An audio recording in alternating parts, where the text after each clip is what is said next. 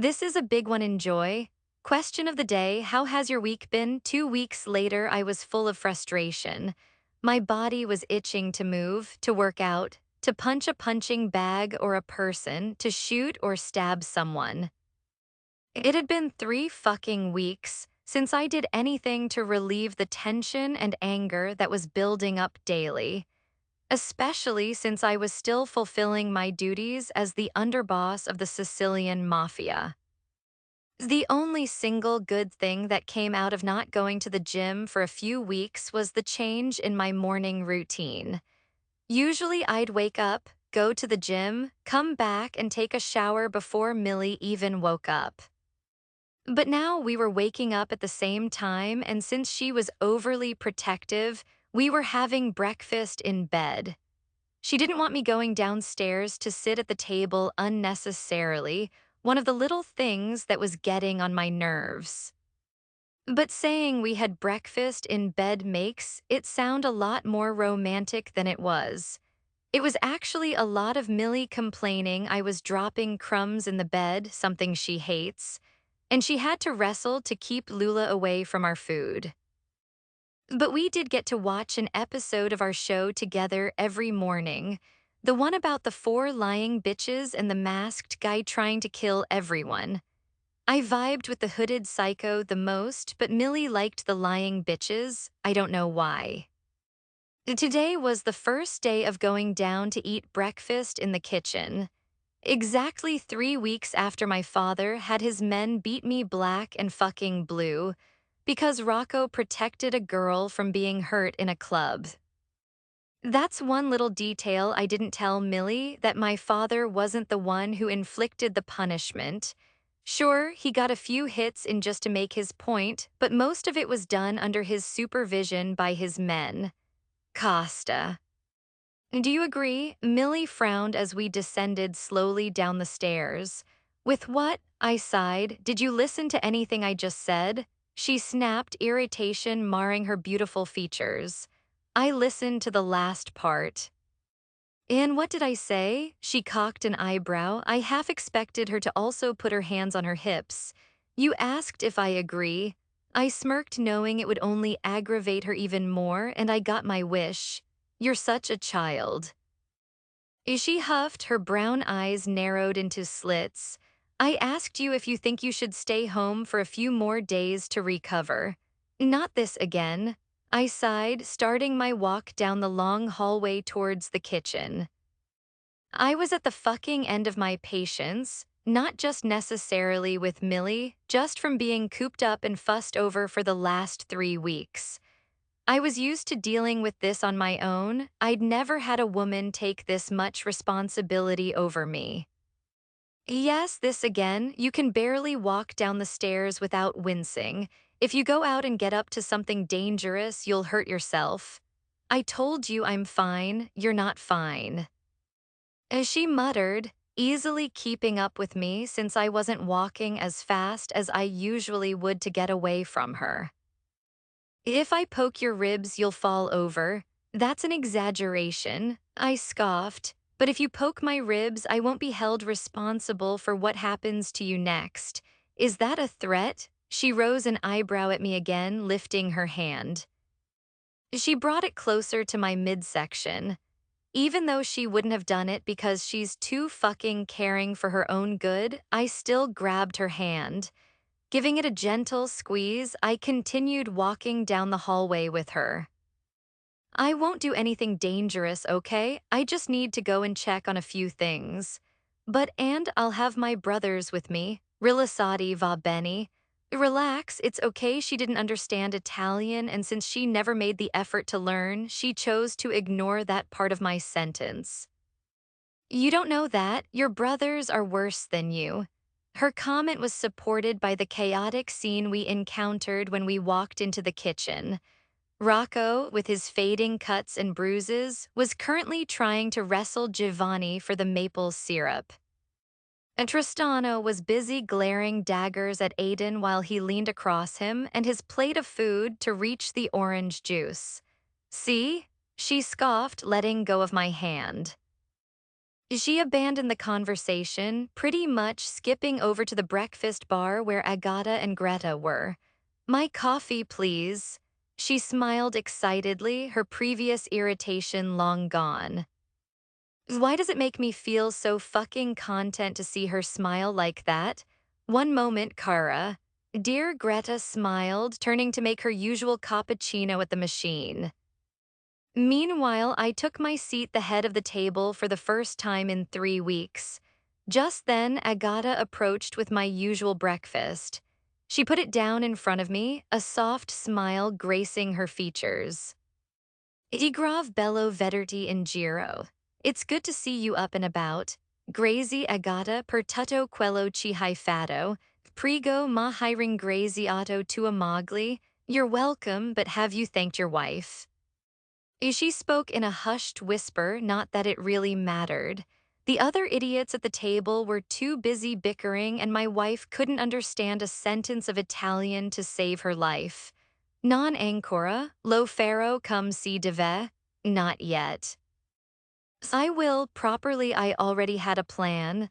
She deserved the fucking world for what she did for me.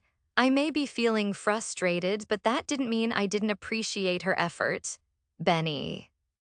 Ma forse più of inizer dandol un posto a tavola. Good, but perhaps you can start by giving her a place at the table. She gave me a pointed look, an undertone of anger coming through, probably since she saw the way my family and I treated Millie when she first came here. It was long overdue, I knew that. But 5 months later, I finally called her name when she made a move to leave the kitchen with her cappuccino. Agata stepped away, heading back to the counter when Millie came to a stop. Yes.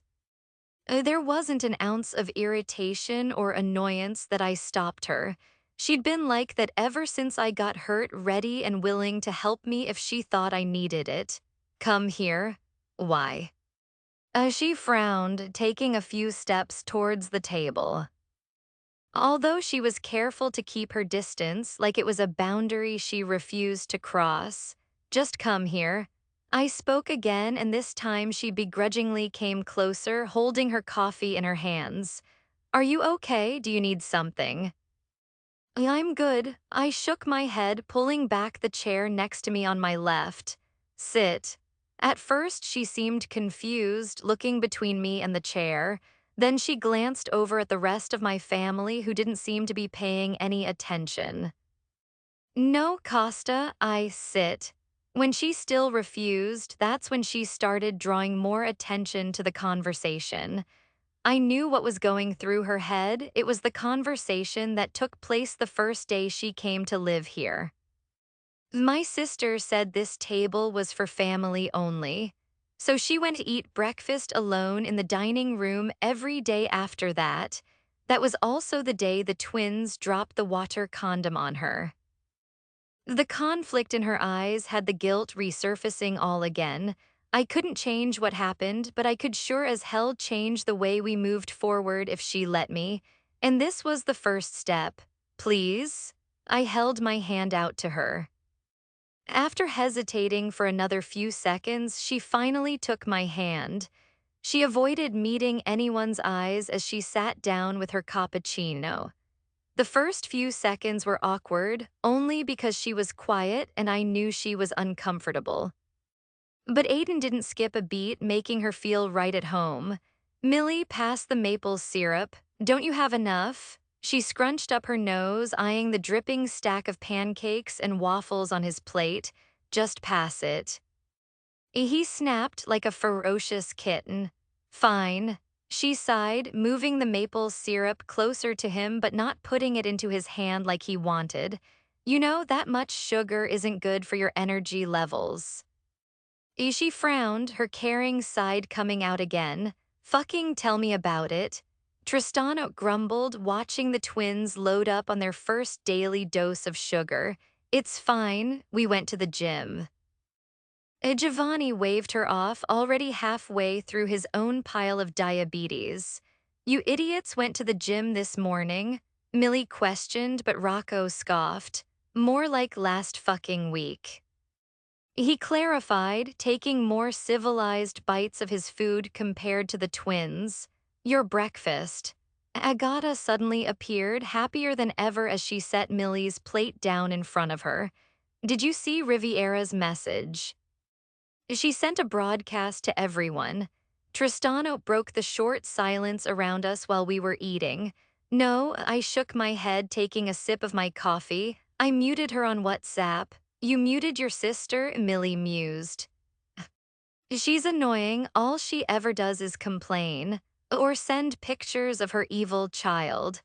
Aiden added, his hatred sparked by years of torment from my 3-year-old niece. You shouldn't ignore her. My wife gave me a disapproving look, much to everyone's confusion. You're defending her? I frowned incredulously. I know what it's like to be away from your family. She shrugged, stirring her yogurt. She probably just wants to keep in touch with you any way she knows how. Damn, Rocco laughed. What happened to you? You used to be a bitch. Hey. I'm still a bitch. She pointed her spoon at him threateningly. I'm just a bitch who has changed her opinions on certain things, that's all. Well, that's good to hear because she's coming back early for Christmas this year, Tristano revealed. Fuck, really? There goes my peaceful recovery. I needed time to get back into the swing of things, and having Riviera around would make that 10 times harder. I love my sister, but she's difficult to deal with. Sigh. She'll be here in 3 days. He grinned, probably because he was the only one who could tolerate his twin. So she's going to be here for 2 whole weeks? Millie frowned, probably regretting ever defending my sister. 3. She's staying for New Year's too. Tristano clarified, causing groans to come from the twins. But isn't she married? Doesn't she have to stay in Portugal with her husband? Usually she spends Christmas with us and New Year's with them. But her husband is going to be away for New Year's. Tristano explained. Oh, we usually throw a party for Christmas and then a huge one for New Year's. That shit gets crazy. Aiden grinned excitedly at Millie, who only shook her head.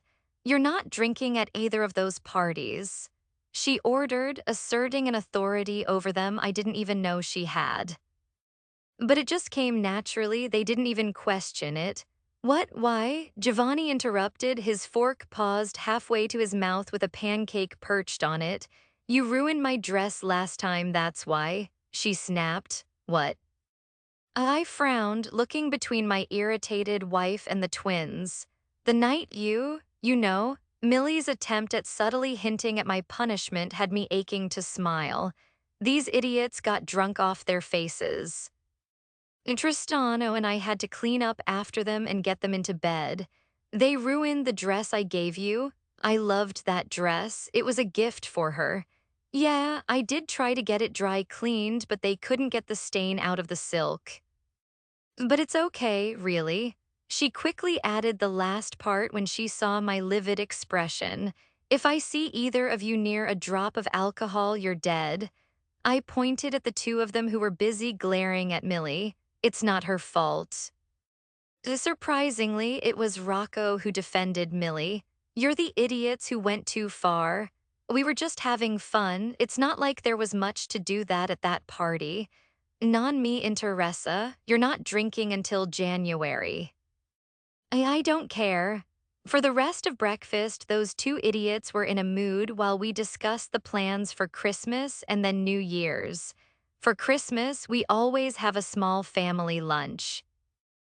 Then we have a dinner with the top members of La Famiglia. That's the party that usually turns pretty boozy. We also have a bunch of other Christmas parties and galas to attend during this time of year.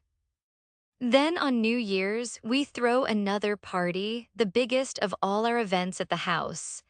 After breakfast, I went out with my brothers and the twins to check on some of our most important operations.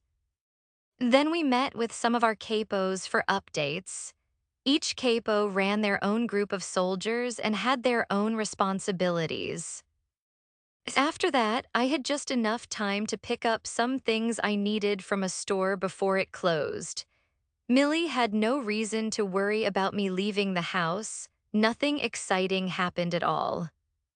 I was still pent up with frustration when I got back to my office. I needed a fucking outlet and I was hoping I'd at least get to smack someone or shoot someone today, but nothing happened. Regardless, Millie still texted me 3 times while I was out during the day. Then she decided to come into my office at 8 p.m. when I finally returned home. Hey, she smiled tentatively when I called her in after she knocked. I brought your dinner. My dinner? I cocked an eyebrow. Why is she so fucking cute? Annoying, but cute. Leaning back in my chair, I beckoned her inside with my hand. She closed the door behind herself, coming over to the large wooden desk.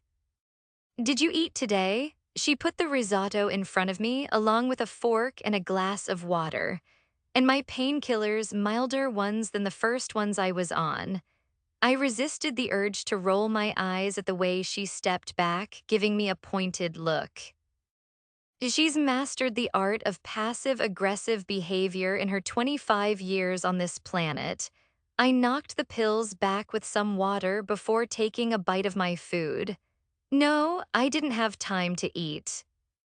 She already knew I wasn't a lunch kind of person. She figured it out herself. It was always a late breakfast after the gym and then dinner. I used to hate it when she understood things about me and my personality or my behavior.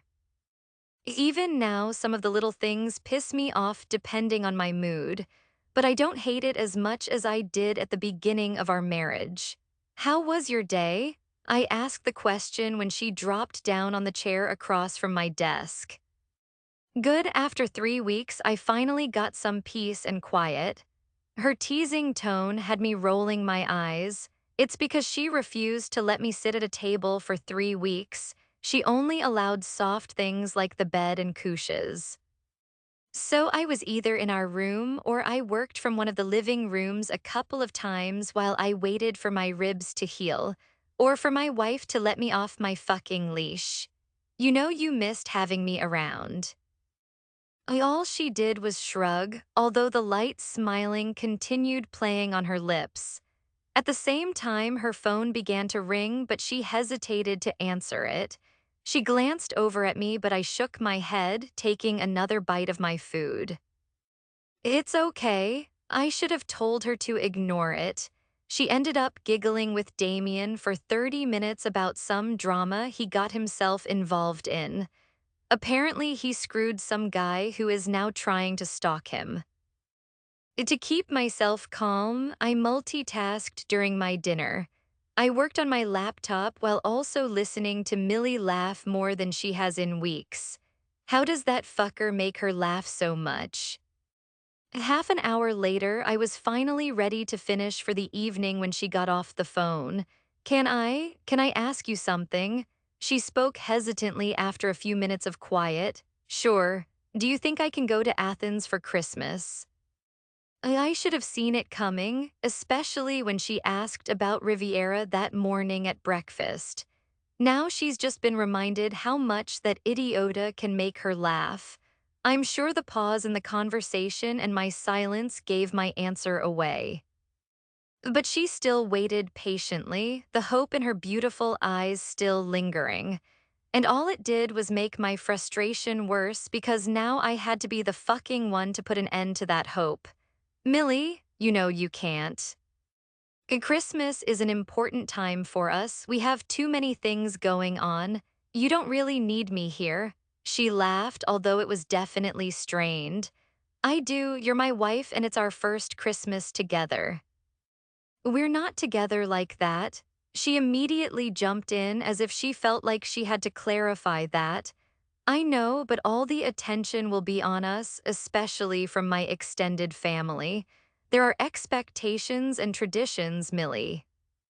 You know my father won't be happy if you're not here. I seriously doubt he'd care. She scoffed, muttering the words under her breath. What? Nothing. She shook her head, making a move to stand up. Answer the question, Millie. She hesitated, biting her lip as she stood up. She glanced around the office, avoiding my gaze. The tension in the room thickened, her discomfort clear. Nothing. She repeated, softer this time, it's nothing, Costa. I leaned back in my chair, my eyes narrowing as I watched her. Millie, if it's something about my father, you need to tell me. She didn't reply, and my patience was wearing thin. This time, I just waited for her to realize she had no other choice. She took a deep breath, her exhaustion from the last few weeks peeking through her mask. The night of your punishment, I ran into your father in the kitchen, He wasn't exactly friendly. I felt a surge of anger at the mention of my father, a surge of anger that was ready to be unleashed on the next person who pissed me off. What did he do? I spoke through gritted teeth. Tell me everything. I won't ask you again. She didn't want to, but I made her recall every single detail from that night. She started with her trip to the kitchen for the ice packs and the words she exchanged with my father when he called Rocco and I weak. Then she explained how she stupidly threatened him too, as if she could actually walk away from the alliance. How stupid could you be? He threatened me. Her voice came out a lot stronger than before. He told me to remember my place and made it clear that if I stepped out of line, he could make this marriage a punishment for me too. He already told me this marriage was my punishment, except he didn't know it was the twins who ruined the potential Greek alliance with the Bratva. To this day, no one else apart from my brothers knows I took the fall for them. And it was staying that way. Then you keep your fucking mouth shut and you come and tell me. I told you never to speak to him again after that stunt you pulled in his office. She's the only person I've ever met with the balls to storm into the Don's office the way she did after Kozlov threatened her. My father said I could handle it then, but if she ever spoke out of line with him again, it would become his problem. That's what I was afraid of. Tell you? She laughed incredulously. She was ready to fight fire with fire. You weren't even awake, Costa. You were already dealing with enough. I stood up, slamming my laptop shut. I don't care.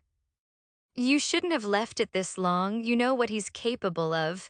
I can handle myself. She argued, crossing her arms defensively. I don't need you fighting my battles for me. And what about when you end up like I was? I growled, walking around my desk towards her. What then, Millie? Because he'd fucking do it to you without a second thought. The graphic image caused her to stall for a moment. Her lips opened to reply, but she came up empty. Then she switched the conversation around altogether. You don't even have the right to be mad at me, Costa. I'm the one who is still mad at you. Me? I scoffed, my anger burning hot in my veins. Yes, you. I told you I haven't forgotten what you said. The same fury I saw that day returned tenfold. She still hadn't let me explain, but by this point I was too fucking angry to care. It's been a fucking month, get the fuck over it. I snapped. She didn't expect my harsh response. Her sudden silence was a dead giveaway of that. But Millie has always been able to recover in situations like this, and today was no exception. You're a dick, do you know that? As she stepped away from me, her anger now mixed with hurt. Why can't you understand how hearing that made me feel? I've tried to explain it to you countless fucking times, Millie. What you heard was bad, but it was just a joke. A joke, it's not a joke. Her voice softened and she shook her head. Not to me. A tense silence fell between us, the air charged with the anger and frustration from everything that happened recently. From the moment she asked me to come to her awards ceremony, everything had gone wrong. It was just all out of my control, something that made me feel even more frustrated. Before either of us could say another word, a knock at the door interrupted us. As per fucking usual, Millie held my stare for another few seconds before I begrudgingly turned towards the door, calling the person in. I need to talk to you about something. Tristano seemed to realize he'd interrupted something when he looked between Millie and I, but she didn't waste another second. After sparing me one last glance, she left the room. 20 minutes was all I had to calm down before the idiota came into our room for round two. Millie? I kept my back to him, refolding the pile of laundry that Lula had messed up while I was giving Costa his stupid dinner. We haven't finished our conversation. His voice was a lot softer than it was when we came to blows downstairs. I don't have anything else to say. Well, I do. I heard him messing about somewhere behind me in the room before his footsteps approached me. Can you sit down for 2 minutes? No, yes, I'm stubborn, Sumi, please. My movements with the laundry slowed and Costa took that as a sign, so he gently took my hand, turning me around to face him. He guided me to sit down at the edge of the bed, then he knelt down in front of me, wincing from the movement. PFTT, good. Not good, I don't like him hurting. I'm just going to say it before we get interrupted again. He murmured just loud enough for me to hear. We were talking about you, about how I feel. He spoke slowly, licking his lips, indicating he was feeling nervous. I've been trying to find the right fucking time to tell you and it hasn't worked out. I didn't know what to say to him, but I also don't think he would have appreciated any interruptions. So I just waited, letting him gather his thoughts. When you told me about your award ceremony, I wanted to be there so fucking bad, Millie. I had so much shit planned that day, but I moved it all around to be with you. Then I got sidetracked and I forgot. Once again, I resisted the urge to speak since I knew it would only take us away from whatever point he was trying to make. You got upset when the twins broke your trophy and I hate seeing you sad, Millie. That night or any night, I can't stand it and I don't know how to deal with that. I'm not used to caring about other people's emotions. I already knew that about him. It was obvious from his reputation and his lifestyle. He slept around but rarely ever held down a relationship. He didn't have many female figures in his life, especially after his mother died. His soft side was hidden behind the tough exterior he needed to survive in the criminal underworld. I didn't like it, but I never expected anything different from him or any potential husband. You laughed. My voice came out barely above a whisper, but it was enough for his eyes to snap to mine. You laughed when Tristano said I could never handle you. You agreed with him. The hurt seeped into my voice along with the vulnerability. He faltered for a moment, his green eyes never leaving mine. I'm sorry, me despace, Millie. I'm sorry, Millie. I took a moment studying his features. I could tell in his voice, in his expression, and his eyes that he meant it. He really was sorry. You still haven't told me how you feel. The nerves began to build up in my stomach while I waited for him to speak. Let me give you something first.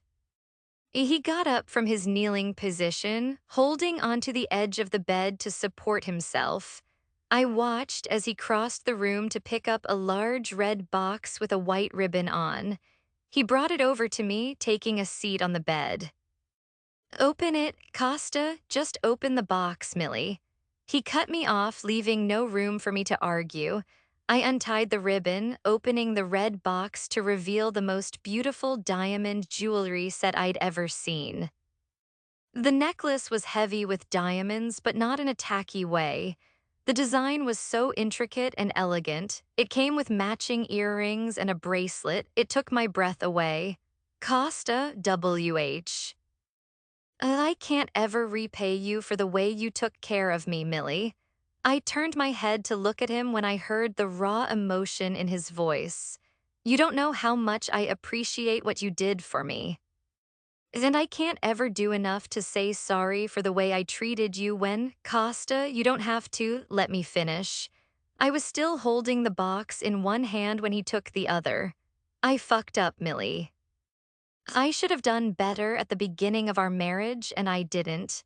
It was hard for you too. This isn't a romance novel where the guy is supposed to be completely perfect from the beginning. It's okay for you to feel things and react too. Why are you making excuses? He frowned, his eyes averting down to our joined hands when I began stroking his skin with my thumb. I'm just being real, it was forced on us. The responsibility to make it work wasn't solely on you, neither of us wanted this. But I want it now. He paused, speaking with so much raw honesty. I want you, Millie. He surprised me with how bluntly he said it. I was rendered speechless while he took the jewelry set from me, putting it on the bed. Katso, you drive me insane, and yet, I want to give you the fucking world. I want you to be mine, I need you to be mine. Yours, I whispered. Sigh. He murmured, reaching up to tuck some hair behind my ear. Mine solo mio. Only mine. As the seconds ticked by, my heart pounded away in my chest. I'm scared. Why?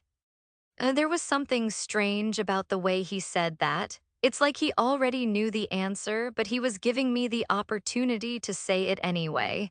I'm scared I'll get hurt if I don't keep my walls up.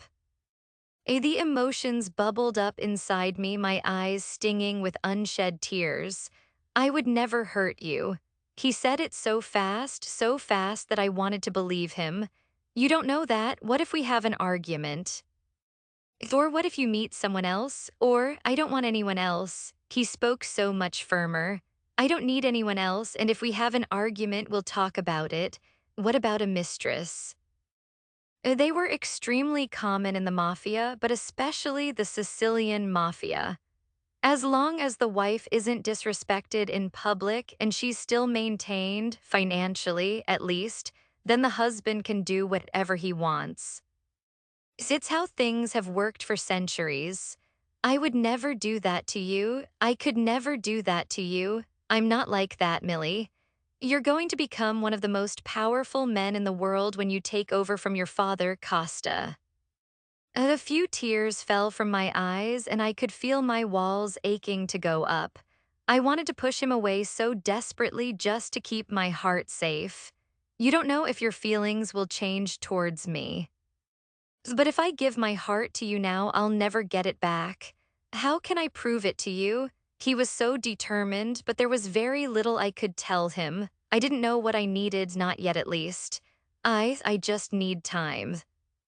To my surprise and his, I didn't push him away when I said that.